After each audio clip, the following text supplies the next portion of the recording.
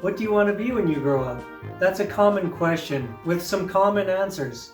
A general, a doctor, maybe a MC. Pet vet. Veterinarian. I want to be a lawyer. Lawyer. The truth shall set you free. Pilot. And a dad. A pilot racer dad. Police officer. A cop. I want to do car chases. Catch bad guys. I'll be a doctor. Doctor. And some not so common answers. Princess Fairy zookeeper. A superhero. Batman. Spider-Man. A mermaid. A mermaid doctor. I want a cake. In today's video, I'm going to share with you my thoughts on why I think this question may not be the best suited for us to contemplate our future with, and what other questions we may want to ask instead when contemplating this.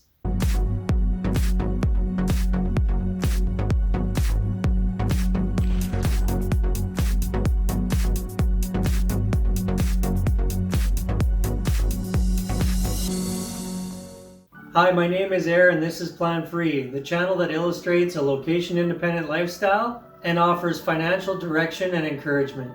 Thank you for considering subscribing to the channel. It's free, it just takes a second, and it helps a lot. What do you want to be when you grow up? It's a question that we hear a lot and we hear frequently. I think I started hearing this question at around 8 years old. How the heck am I supposed to know what I want to do when I grow up? I just want to play soccer and ride my bike. How well does that pay? The reason why I think this question may not be the best suited for us to contemplate regarding our future, and also to be asking young people to encourage them to think about their future, is because professions often don't produce the lifestyle that we really desire. Like me, I'm sure you've met many doctors, lawyers, engineers, teachers, etc. that aren't in love with what they do. They're not happy.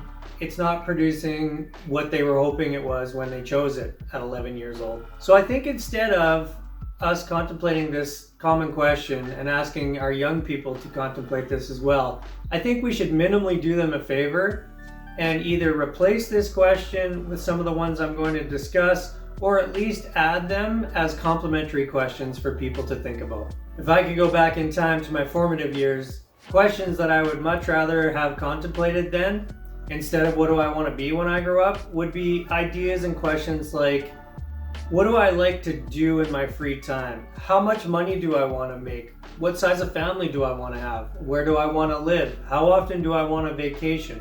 How many hours a week do I want to work? And what age do I want to retire at? What do you want? It's not that simple. What do you want? In summary, I think a better question to ask ourselves and other people might be along the lines of, how do you want to live when you grow up? What kind of lifestyle would you like to enjoy when you grow up? If we were to contemplate questions like this, I think it would go a long way in helping us decide which professions qualify and don't qualify. Because it's pretty easy to look at from the outside how successful, let's say, a doctor is with their income, but from the inside, they may not be happy with what that profession is demanding of them. If we're working all the time, that we're too busy to have a life making this grand income, what good is that? When we're choosing our profession or our method to make money, there has to be some sort of balance for us to, yes, be successful in a traditional sense, but also to have enough balance to where we have some free time for ourselves, our family, our friends, our leisure activities, what we enjoy to do. Because all work makes Jimmy a dull boy. Or whatever. If I was giving an honest answer to the question of what do I want to be when I grow up, when people were asking me when I was 10 or 11 years old, my honest answer would have been, well, I'd like to work as little as possible, make as much money as possible, a whole bunch would be good. I'd like to be able to travel wherever I want, whenever I want. I'd like to, if I want to leave for 3 months and lay in a hammock somewhere on a beach, or zip line through the rainforest in Costa Rica, or live on a boat for a few days exploring the Komodo Islands in Indonesia, or whatever it may be, show me that profession, that's the one I'll choose. What I'm suggesting is to think of this very important life decision a little bit differently with a little bit of a twist. Instead of plugging yourself into a certain job description and then hoping to extract as much lifestyle and enjoyment out of that as you can, try thinking of it from almost the other side of the coin, where you think about the enjoyment factor, the lifestyle, the free time, the life balance, and the relationships first, and then you go ahead and try to identify a profession to fit into that.